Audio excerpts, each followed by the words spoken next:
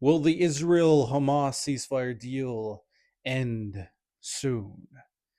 I do think that it's important to note that when it comes down to the ceasefire deal, it has been exclusively credited to Donald Trump. And then I provide so much context in terms of my podcast and have very valuable conversations. But everything that I have said and everything that a lot of people have said is very clear. The fighting must stop. How will the fighting stop if Netanyahu says that Hamas has violated the ceasefire deal? How will the fighting stop if Israel is still killing Palestinians and bombing Gaza? How will the fighting stop when aid is limited towards the Gazan people?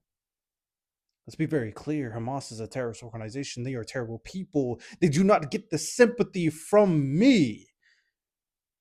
But Israel, I recommend that when the elections come back up, which I'm sure that Israel does not want to happen anytime soon, Netanyahu has to get out of here. But Israel, you stopped the ceasefire deal before when it came down to right before the election, which benefited Donald Trump so much because a lot of pro Palestinian, pro Gazan individuals decided not to vote for Kamala Harris and let the worst of the two in. Those are past mistakes. Let's talk. Let's be very rational. We're not talking about some vague notion. We're talking about people's lives. So the ceasefire deal, if it breaks in the first 3 weeks, then at this point, Mr. Donald Trump, the man that has the the favor of Israel and then its far right government, Netanyahu said you deserve a Nobel Peace Prize for everything that you've been doing.